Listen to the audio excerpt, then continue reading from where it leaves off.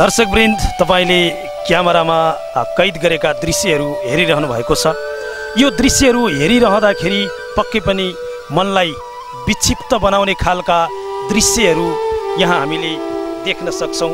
यी दृश्यहरूले मन रुवाउँछ, निकै पीडादायी बनाउँछ। यहाँका धेरै घरहरू लडेका छन् र धेरै मानिसहरू घरबार विहीन भएका छन्।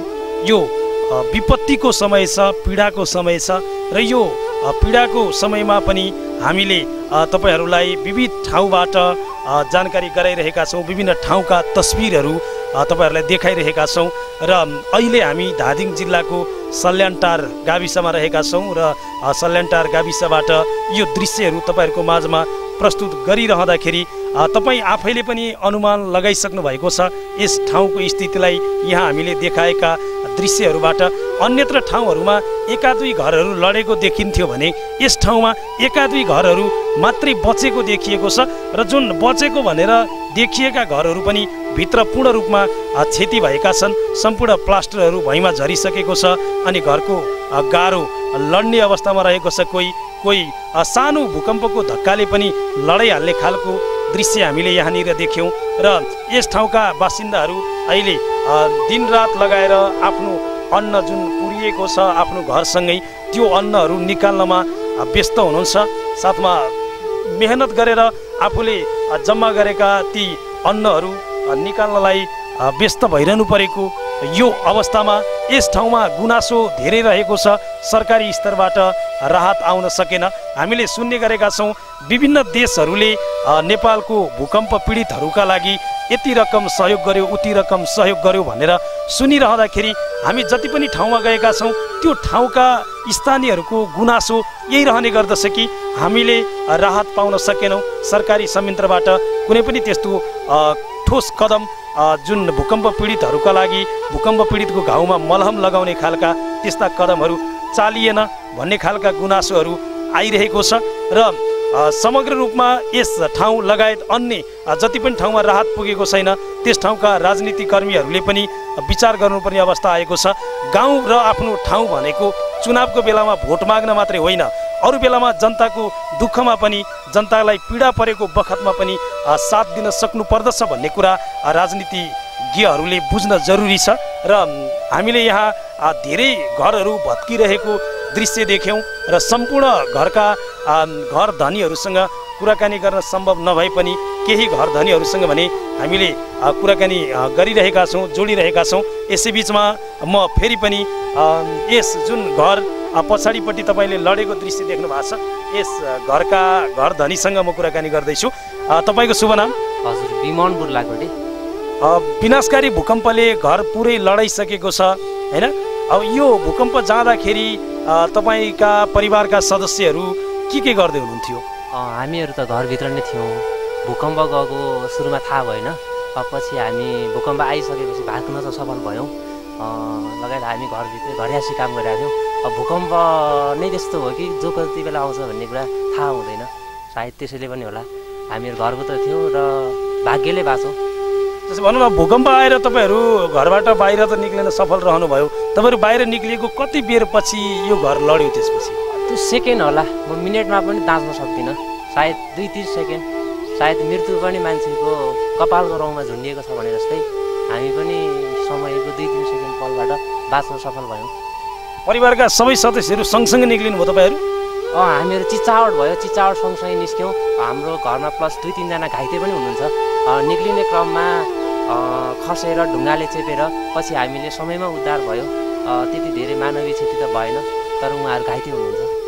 जस भनौँ यस ठाउँमा यति ठुलो पीडा परेको छ, यति ठुलो विपत्ति परेको छ, तपाईहरूले सरकारी संयन्त्रबाट त्यस्तो आश्वासन अथवा राहत के पाउनुभयो अहिलेसम्म?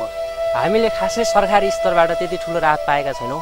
क्षतिपूर्ति स्वरूप स्थानीय सङ्घ संस्था र केही धनाढ्य व्यक्तिहरूबाट थोरै राहत पाएका छौँ र भन्न सकिन्छ सरकारबाट यहाँ सरकारी पहुँच पुगेको छैन र हामीले सरकारबाट हाम्रो क्षतिपूर्ति पाएका छैनौँ। इभन राहत त्यही पनि तिरपालको अभाव अझै पनि तपाईँले देख्न सक्नुहुन्छ। हामीहरू खुल्ला आकाश मुनि बस्न बाध्य छौँ। अब घरहरू पूर्ण रूपमा ध्वस्त छन्। खासै त्यति धेरै सरकारी राहत पाएको अवस्था होइन। यस ठाउँका राजनीतिज्ञहरू के भन्नुहुन्छ? खासै यहाँका राजनीतिज्ञहरू सम्पर्कमा पनि आउनु भएको छैन। जसले यस क्षेत्रबाट जनताको प्रतिनिधित्व गरेर संसदसम्म पुग्नुभयो, सायद उहाँलाई माननीय भनिन्छ। हामीले उहाँलाई देखेका छैनौँ। के अपेक्षा गर्नुभएको छ ती माननीय भनौदाहरूबाट अनि सरकारहरूबाट? हामीले त्यति ठुलो आश गरेका छैनौँ, तर हाम्रा भत्किएका संरचनाहरू ध्वस्त त भइगए। इभन हामीलाई घाँस बाँस र कपास आधारभूत आवश्यकता हुन्। अरू धेरै आधारभूत आवश्यकताको हामीले खोजी गरेका छैनौँ। कमसेकम हामीलाई खुल्ला आकाश मुनि होइन, एउटा सानो ट्रेन मुनि बस्ने अवस्था सिर्जना गरिदियोस्। बिहान बेलुका एक छाक खाने अवस्था गरिदियोस्। धानहरू पूर्ण रूपमा क्षति भए लगायत मकैहरू सँगसँगै भुइँचालो सँगसँगै आएको वर्षाले गर्दा पनि धानहरू चिसिए उम्रिए। त्यस कारणले गर्दा हामी वास्तविक पीडित हौँ र सरकारले यी कुरा सुनिदियोस् कि आफ्नो देशको जनता जो खुल्ला आकाश मुनि बसिरहेको छ, बिहान बेलुका एक छाक खान गाह्रो छ, हामीलाई घाँस बाँस र कपासको व्यवस्था गरिदियोस्। कपडाहरू पुरिएका छन्, लाउने लुगाको अभाव छ, एउटै लुगा 10औं दिनसम्म लाउनु परेको बाध्यता छ। यो अवस्थामा हामीले धेरै भन्नु पर्दैन, तस्बिर आफै बोल्छ। धन्यवाद। हस्, धन्यवाद। हामीले यो आवाज जोड्यौँ यहाँनिर। वास्तवमै यो आवाज सुनिरहँदाखेरि निकै पीडाको बोध हुन जान्छ र जिउमा एक किसिमले सिरिङ्ग हुन्छ, काँडा उम्रिन्छ। जुन सरकारमा बस्ने सरकारी संयन्त्रले अब बुझ्न जरुरी छ। यस ठाउँमा जनताको मत जितेर जाने प्रतिनिधिहरूले बुझ्न जरुरी छ। सुगमताको केन्द्रबिन्दु मानिएको काठमाडौँ लगायतका अन्य प्रमुख सहरहरूमा बसेर त्यस ठाउँका सुख सुविधा उपभोग गरेर भूकम्प प्रतिरोधी घरहरूमा बसेर आफ्नो गाउँ अनि आफ्नो ठाउँका बासिन्दाहरूको पीडामा मलहम लगाउनु पर्ने बेला आएको छ। यो कुरा बुझ्न जरुरी छ राजनीतिज्ञहरूले अनि सम्पूर्ण सरकारी संयन्त्रबाट पनि वास्तविक पीडितलाई राहतको लागि केही कदम चाल्नुपर्ने बेला आएको छ। अभियान टेलिभिजनमा हामीले तपाईँलाई यो दृश्यहरू देखाइरहेका छौँ। सल्यानटारमा धेरै घरहरू क्षति भएका छन् र बाँकी दृश्यहरू पनि तपाईँहरूको माझमा फेरि म जोड्न चाहन्छु।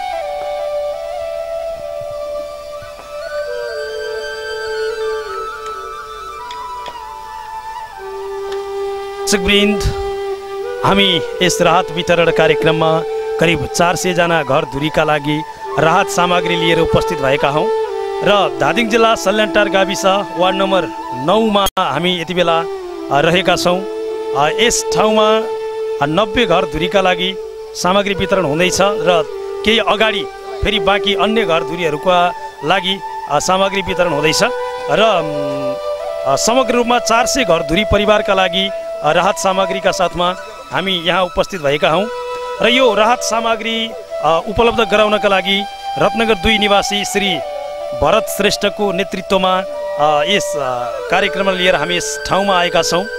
त्यस्तै विमला श्रेष्ठ, सागर श्रेष्ठ, हाल अमेरिकामा निवासी समीर श्रेष्ठ र अमीर श्रेष्ठको ठुलो भूमिका रहेको छ यस राहत कार्यक्रमलाई अगाडि बढाउनका लागि।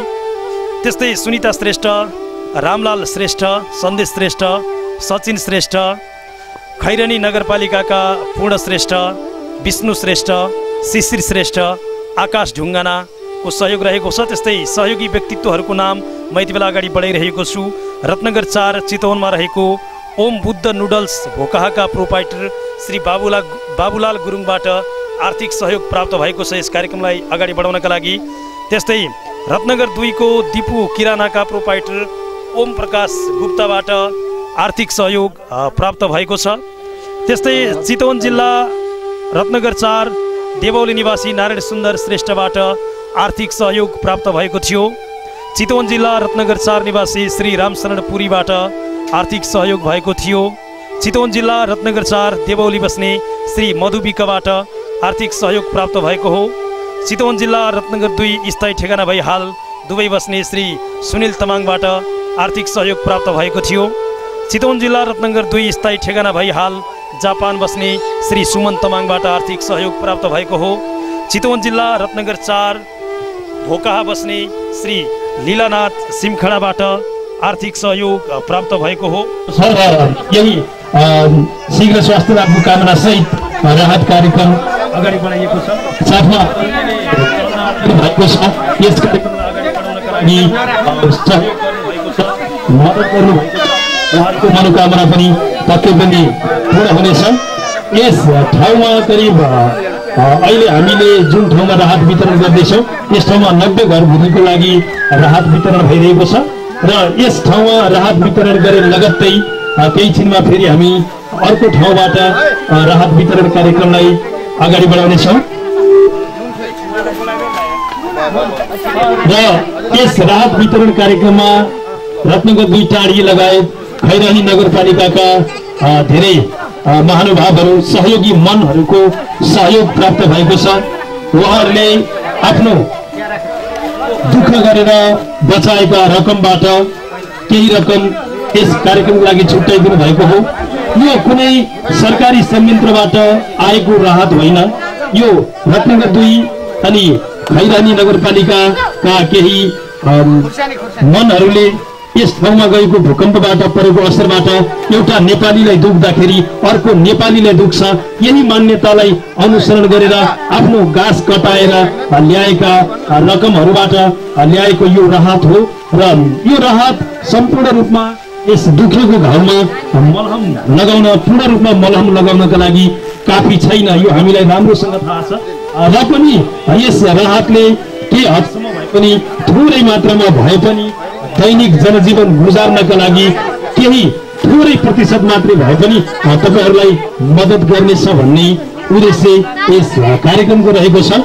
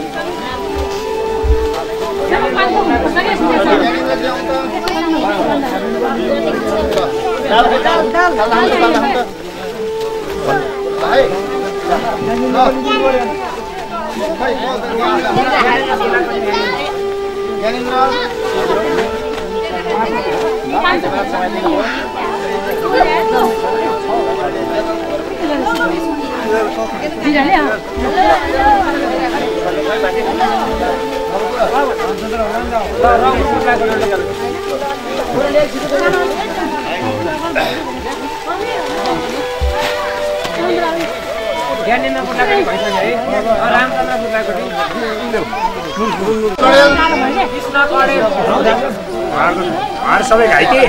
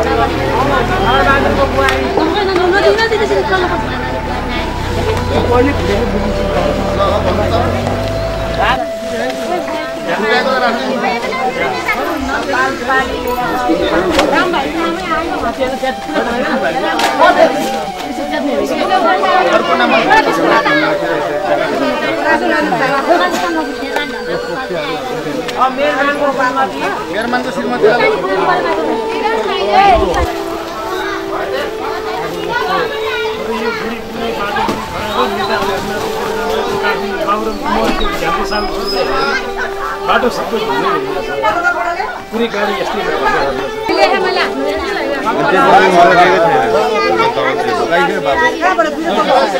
गाडी अगाडि गएर 2-4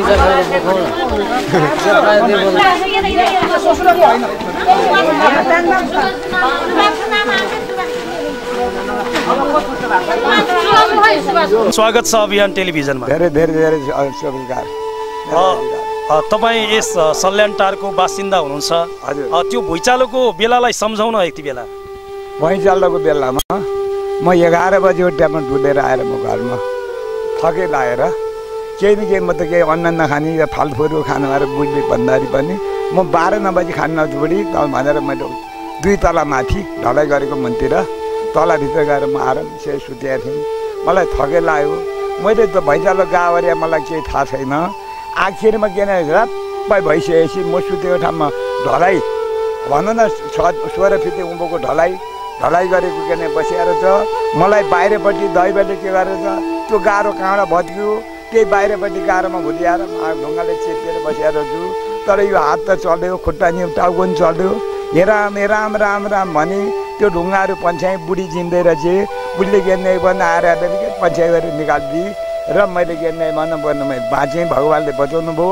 तर मैले गेर्ने मेरो सङ्कट बुढेसकालको शरीर मेरो यो हेर्नुहोस् यो जम्मै के सङ्कट 5-7 दिन सास गर्नु भएन। तर म तेजिलो म काठमाडौँ नि गएँ, अस्पतालमा यसो नि गएँ। तर गेर्ने अहिले सबै छैन भने मेरो सबै छन् होइन छन् तर पशु व्यवहारका छन्। अहिले बुढेसकालमा बुढालाई कसैले हेर्दैन।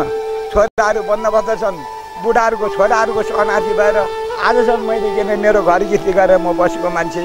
छोराहरूले अंश लिएर छुट्टिएर गएका, मैले त्यो छोराहरूको अनाथी भएर कसरी बसेर गएर खाने।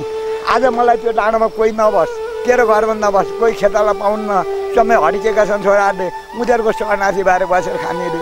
आज मलाई छुट्याएर मैले अंश पाएर यतिकै नै मलाई अंश दिएर म बसेर खाएकोसम्म मेरो अहिले सुरक्षा गर्ने कोही भएन। मान्नेले यो खबर आज मलाई भोट खोज्दाखेरि चाहिँ पहिले गुरु मलाई पहिले हजुरले दिने म भोट जित्छु भएर हिँड्यो। यो खबर मान्नेले मानेको काट्नु पर्नु पर्यो। त्यो मान्नेले आज हाम्रो सुरक्षा आज ऊ मान्ने उनीहरूलाई चाहिँ भोट खोज्दै हिँड्ने। आज के नै मलाई यस्तो सुरक्षा हुँदाखेरि कोही कुरा कसैबाट मैले आधार पाएको छैन। अन्त गाउँघरमा फेरि यी सबै ऊ धनी छ अरे, छोराहरू छन्। मैले एउटा रात पनि पाएको छैन। एउटा मैले राय पाइनँ भने अझै 7,000 रुपियाँ दाम कल्ले हो त्यहाँ डाँडा दिएछ। तर एउटा कल्ले हो मलाई चार पोका चिनी दिएछ। त्यही पनि बाबा मलाई यदि मलाई रुएर त्यति पाछु त्यही नै पकाएर बनाउनु खानु छैन। आज बल्ल बल्ल अलि सासुरी बारे एउटा कुमाललाई लगेर मलाई एउटा बस्ने झुग्रो बनाइदिनु भनेर बनाउँदैछ आज। तर त्यसलाई खाउने कुरा नि केही मेरो खाँदै दिनु छैन, केही पनि छैन बाबु। मेरो कुरा त्यति हो, अरू सोध्न सजिलो के भन्नु। जस्तै भनौँ न अब यस ठाउँमा तपाईँले जुन माननीय भनेर भन्नुभयो नि, उहाँहरूले के भन्नुहुन्छ? खोइ खबर छैन, भेटघाट छैन, के भन्ने केही पनि छैन। के अपेक्षा गर्नुभएको थियो तपाईँहरूले उहाँबाट? हाम्रो सुरक्षा होला, बाँचिन्जेल म बुढोको त अरू कुरा छोडेर मेरो बुढोको त अवश्य सुरक्षा गर्ला भन्ने त्यही आशा थियो नि। आज त्यसलाई मान्नेले के गरेको अत्याचार। आज यो भूकम्प त पृथ्वी ठिकै हो, पृथ्वीमा उँधो भूकम्प जाने उँभो चड्किनु पर्ने, यो भूकम्प त सनासर चल्नु हो। तर यस्तैमा हामीलाई सुरक्षा होला, केही आधार होला भएर हामीले के मान्ने भएर पठायौँ। आज यी राजनीतिका फटाले आज हाम्रो कोही यी अरू स्याउमा जानेहरूले पठाएका छन् नि, पक्रै पाछ। आम्मै स्याउमा जान त म पनि त अलिकति स्याउै हुँ नि, मैले दिन बाबा नि हुन्थ्यो, मलाई चाहिँदैन म भन्दैछु। तर अलिअलि त केही बाबु ल्याउन मैले यता भन्दैछु, माग्दैछु। आज के नै मलाई हामीलाई आधार यो राजनीतिबाट हामीले आधार पाएनौँ। अब यिनलाई गर्ने के हो, के गर्ने ल अब त्यही हो प्रभु। मैले कति वर्ष हुनुभयो तपाईँ? म अहिले 84 वर्षमै 84 वर्षमै। अब कुरा यही हो बाबु, अब आधार पधार अब बाबुलाई यसो दुःख सुख यसो के गरे होला। अब यस्तै जान्छ है, अन्य त्यस्तो होला है, एक दिन मर्नै पर्छ होइन, मर्नै पर्छ। यो पृथ्वीमा के भूकम्प बाबु, पृथ्वीमा चाहिँ भुइँ बाँचेर जाने कर्तव्य हो। आकाशमा चड्किनु पर्ने, पृथ्वीमा भुइँ जाने। तर सबैलाई राम्रो ठिक छ, बिग्रिया छन्, भत्किया छन्, काला मरेका छन्, सबै ठिक छ। बाहिरका दाम धर्म गर्न पाएछन्, साकेका छन्, सबैले चाहिँ स्याउ माझनहरूले। तर यो माननीयहरू भन्नेले चाहिँ ईश्वर फटालाई चाहिँ लु कारवाही गर्नुपर्ने, भोट के गर्ने। अब अन्तिममा होइन, अब यो भुइँचालो गइसक्यो, दैवी विपत्ति भइसक्यो होइन, अब यसलाई कसैले रोकेर अनि छेकेर छेक्न त सकिन्न। अबको दिनमा चाहिँ के भयो भने तपाईँहरू पुनः पहिलाकै स्थानमा आउन सफल रहनुहुनेछ? अबको जम्मा कोही सरकारले हामीलाई आज उठ्दैमा होइन, कोही दिन सरकारले नै हामीलाई कोही घर बासको बनाइदिने, टर्किने भन भैँचालो गर्ने, हामी नबिग्रिने नलड्ने त्यति हामीलाई आधार छ। सरकारले यति के नियम बनाएर कोही नियम सरकारी तहबाट हामीलाई एउटा टहरू ठ्याम मिलाएर बनाइदिएमा त्यति अभिलाष हुन्छ। बुवालाई धेरै धेरै धन्यवाद र मेरो जनता सबैलाई त्यति अभिलाष। अब जस्तै हेर्ने भन ठुला घर बनाएर नि यही रहेछ हो कि होइन, बस्न पाए है भइहालेछ। त्यति सरकारमा यति काम पुगेर सरकारले जसले गरिदियो प्रभु नारायण है, नारायण। यति बेला एकजना बुवाको आवाज हामीले सुन्यौँ र भुइँचालोले क्षति पुर्याएपछि आफ्नो छोराहरू पनि आफूसँग अंश लिएर छुट्टिसकेको र आफूहरू मात्रै गाउँमा एक्लै बस्नु परेको र चुनाव जितेर जाने नेताहरूले केही नगरेको गुनासो उहाँले गर्दै हुनुहुन्थ्यो। हामीले तस्बिरमा दृश्य देखाइरहेका छौँ। धादिङ जिल्लाको यो दृश्य सल्यानटार गाविस वार्ड नम्बर 9 मा हामी रहेका छौँ। यस ठाउँमा धेरै घरहरू भत्किएका छन् र यस घरहरूले धेरै जनधनको क्षति पुर्याएको छ। हामी अहिले त्यो ठाउँमा रहेका छौँ जुन भुइँचालो आउने दिनमा जुन मन्दिरको उद्घाटन हुँदै थियो र धेरैजना यसै मन्दिरको कार्यक्रममा भजन कीर्तनमा व्यस्त हुनुहुन्थ्यो र पनि धेरै जनको क्षति हुन पाएन भन्ने यस ठाउँमा हामीले प्रतिक्रिया पाएका थियौँ। त्यो मन्दिरको अगाडि रहेर यस कार्यक्रमलाई तपाईँहरूको माझबाट अगाडि बढाइरहेका छौँ। यस मन्दिर सिँगै केही पनि भएको छैन, तर आसपासका सम्पूर्ण घरहरू भने माटोमा मिलेका छन्, जमिनमा लडेका छन्। घर सँगसँगै यी घरभित्र भएका सम्पूर्ण अन्नपातहरू पनि यसै घरमा पुरिएको अवस्थामा रहेको छ र यहाँ त्यो अन्नपातहरू निकाल्ने कार्य पनि भइरहेको हामीले पायौँ। यहाँ आउँदाखेरि सबैजना यो घरले पुरिएको अन्नपातहरू निकाल्नमा व्यस्त रहनु भएको थियो। प्रायःजसो यस ठाउँमा रहेका ढुङ्गाका घरहरू ढलेको छ, घरहरू सँगसँगै 22 जनाको ज्यान गएको छ भन्ने पनि हामीले जानकारी यहाँनिर पायौँ र यसै ठाउँका स्थानीय व्यक्तिहरूको केही आवाजहरूलाई हामी जोड्ने प्रयास गरिरहेका छौँ। एकजना साथी हुनुहुन्छ मसँग, उहाँसँग कुराकानी गरौँ। तपाईँलाई स्वागत छ कार्यक्रममा। धन्यवाद। तपाईँको शुभ नाम? ईश्वर श्रेष्ठ। यो जुन 12 गते विनाशकारी भूकम्प गयो, यो भूकम्पको समयमा तपाईँ चाहिँ कहाँ हुनुहुन्थ्यो? हामी यहीँनिर थियौँ, यहीँनिर त्यतापट्टि ठ्याक्कै यो मन्दिरको चाहिँ गर्ने भएको थियो होइन। त्यो बेला सबै मान्छे यहाँ मन्दिरमा थियो। त्यो बेलामा चाहिँ अन्त भूकम्पको सुरु आएपछि सबै भाग्ने क्रम भयो क्या, कोही यतापट्टि कोही यतापट्टि। ठ्याक्कै हामी यहाँ पुगेपछि चाहिँ ज्यापेको तपाईँ घर आयो क्या तपाईँको घर ज्यामा ढल्यो। तपाईँहरू यहीँ हुनुहुन्थ्यो, यहीँ नजिकैका घरहरू सम्पूर्ण ढलेका छन्। यो भुइँचालो आएको कति बेर पछि चाहिँ ढल्यो यो घरहरू?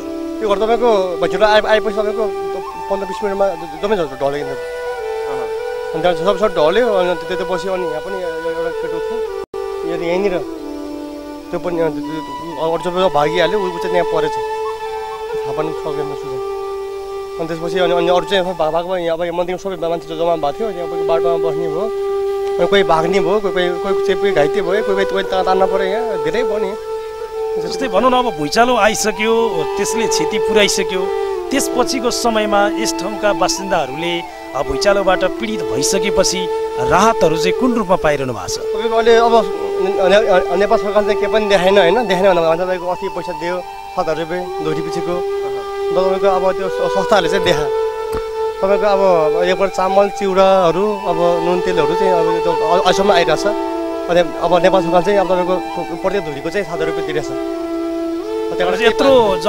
यत्रो चाहिँ घर सिँगै लडेको छ जम्मा 7,000 मात्रै क्षतिपूर्ति छ हजुर त्यति चाहिँ देखा उसले तत्काल लागि भनेर नुन तेलको खर्च लागि खर्च भनेर त्यसमा अब तपाईँहरूको अपेक्षा चाहिँ के रहन्छ अब यो भुइँचालोले घर लडिसक्यो अब भोलिको दिनमा नेपाल सरकारले के गरिदियोस् भन्ने चाहनुहुन्छ अब हामीलाई त अब क्षतिपूर्ति हाम्रो त यहाँ 5-6 लाख 7 लाख 8 लाखको भएको छ होइन अब उसले चाहिँ अब बस्ने व्यवस्था चाहिँ राम्रो अब उसले आफूले बनाउने हो कि अब त्यसमा अब रकम कुनै रकम दिने हो कि हामी त्यही चाहन्छौँ हामी चाहिँ हुन्छ कुराकानीको लागि तपाईँलाई धेरै धेरै धन्यवाद हामीले यहाँनिर कुराकानी गऱ्यौँ र यस भुइँचालोले पुर्याएको असर र यस ठाउँका बासिन्दाको अपेक्षाको विषयमा केही जानकारी हामीले यहाँनिर पायौँ र यस कार्यक्रमलाई हामी थप अगाडि बढाउँदैछौँ अन्य दृश्यहरूका माझमा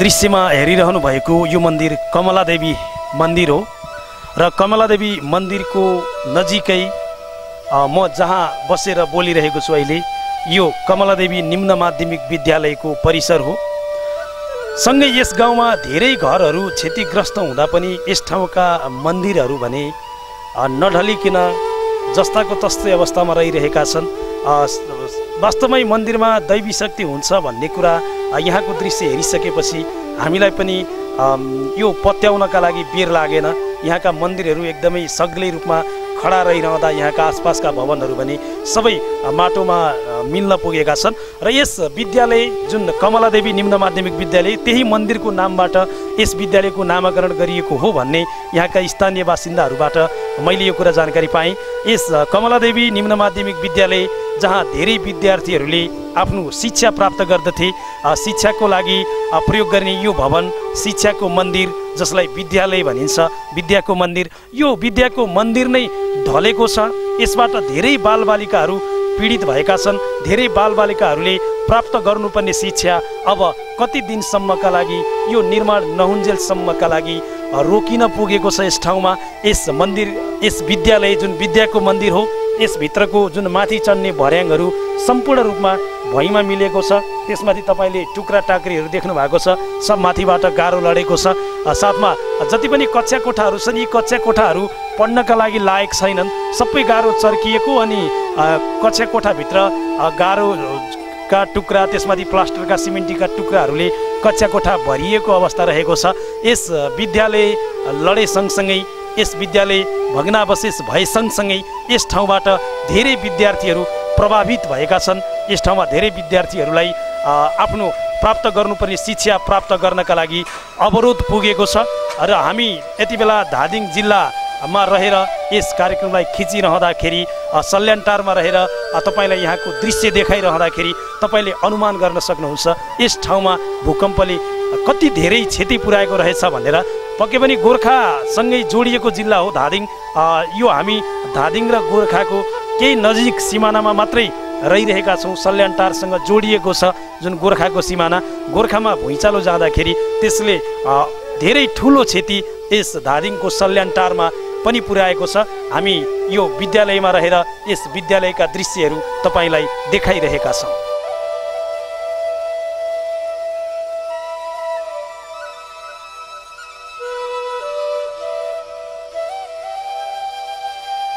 जुन देखिरहनु भएको छ यो घरले एउटा पुरानो इतिहास बोकेको छ यो रत्नगर 2 निवासी यस कार्यक्रमका नेतृत्वकर्ता भरत श्रेष्ठको पुरानो घर हो यहाँ उहाँको बाल्यकाल जोडिएको छ।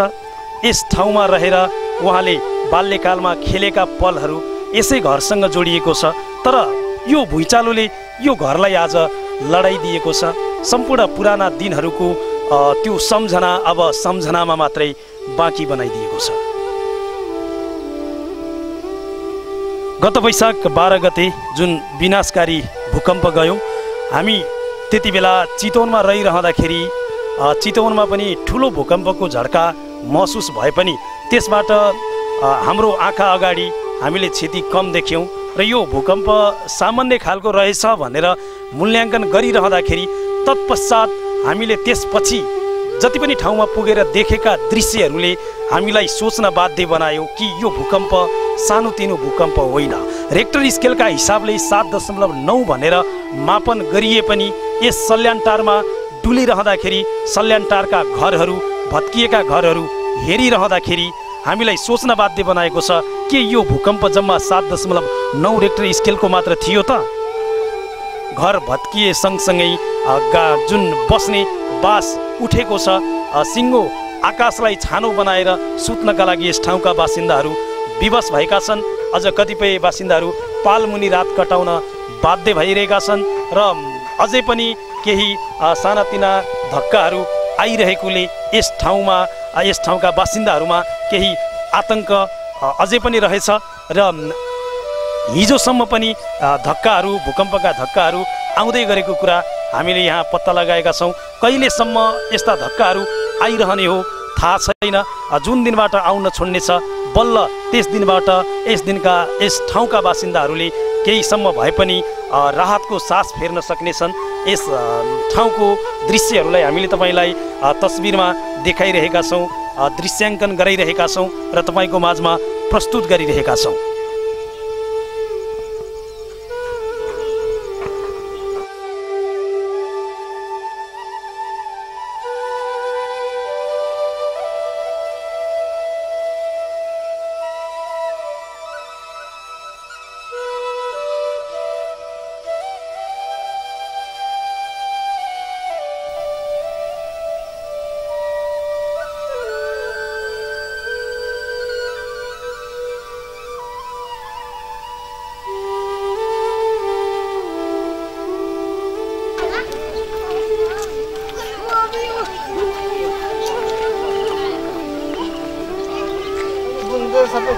भुवनकाजी श्रेष्ठ हामी त तल आउनु हुन्छ पुरा पुरै यहीँ सिधाइदिनु। भुवनकाजी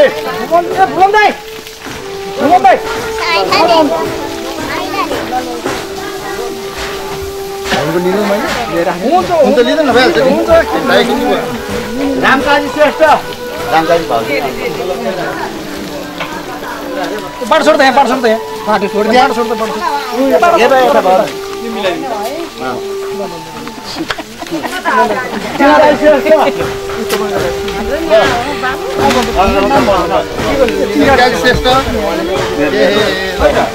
ईश्वर श्रेष्ठ म आफ्नै है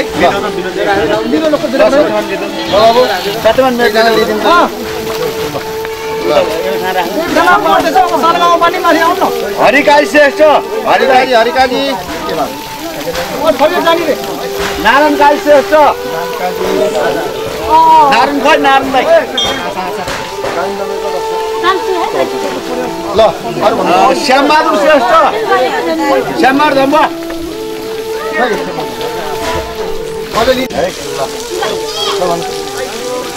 भरत काजी श्रेष्ठ, भरत भाइ, भरत काजी श्रेष्ठ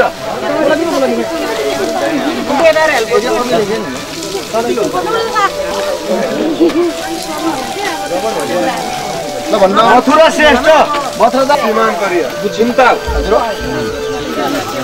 भीमसेन नेपाली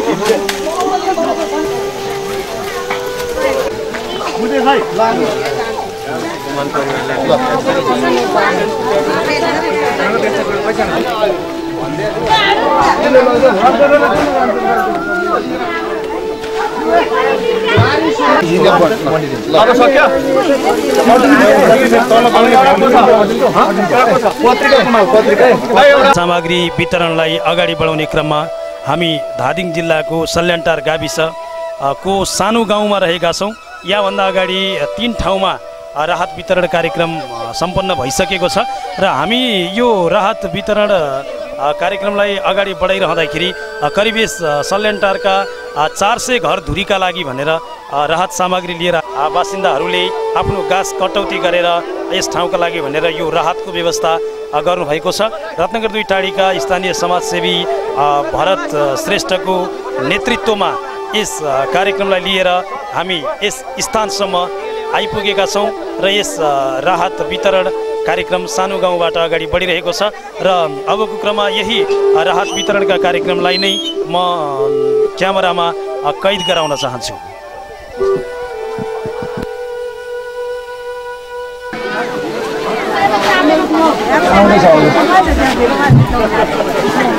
भाडाबारी किसले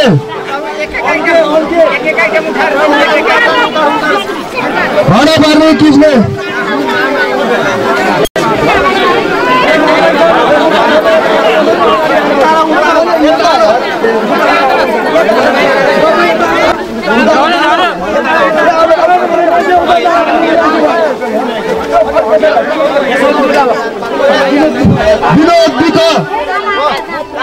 विनोद विक लक्ष्मी श्रेष्ठ नानीलाई काम देऊ न हाम्रो नानी भाइ विनोद विक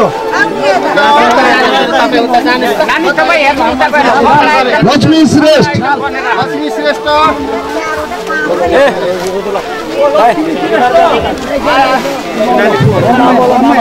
राममाया श्रेष्ठ राममाया श्रेष्ठ रामबहादुर कुमार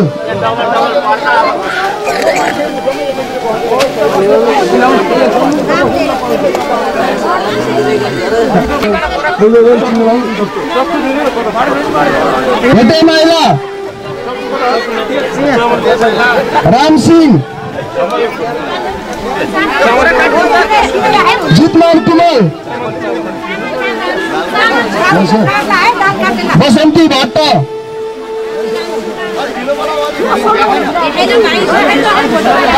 टीका प्रसाद कौडेल देवी प्रसाद कौडेल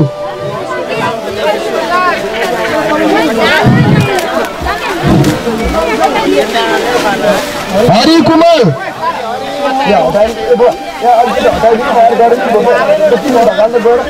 हरि कुमार भयो होइन जगन्नाथ भट्ट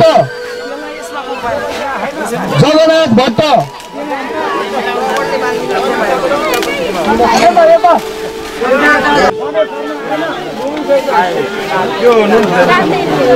चन्द्र प्रसाद तिमल सेना शिव श्रेष्ठ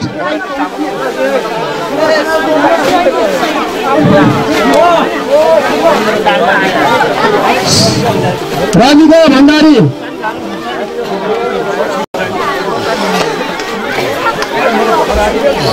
बसिर मिया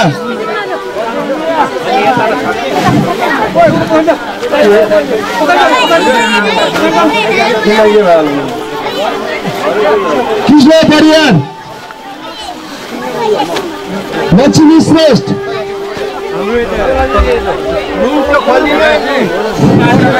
आदरणीय दर्शकवृन्द यो राहत वितरण कार्यक्रमलाई अगाडि बढाउँदै यति बेला रातको 10 बजिसकेको छ र रातको 10 बजेपछि यो राहत वितरण कार्यक्रम पनि समापन भइरहेको छ यति बेला र यस राहत वितरण कार्यक्रम जुन सल्यानटारको 8 नम्बर र 9 नम्बर वडाका बासिन्दाहरूका लागि भनेर ल्याइएको थियो र यो राहत वितरण कार्यक्रम सम्पन्न भइसकेको छ र यो राहत वितरण कार्यक्रम सम्पन्न गर्नका लागि यस ठाउँमा बढी क्षति भएको कुरा जानकारी पाएर यहाँ हामीलाई लिएर आउनुहुने रत्नगर 2 का स्थानीय समाजसेवी भरत श्रेष्ठसँग म केही कुराकानी गर्न लागिरहेको छु।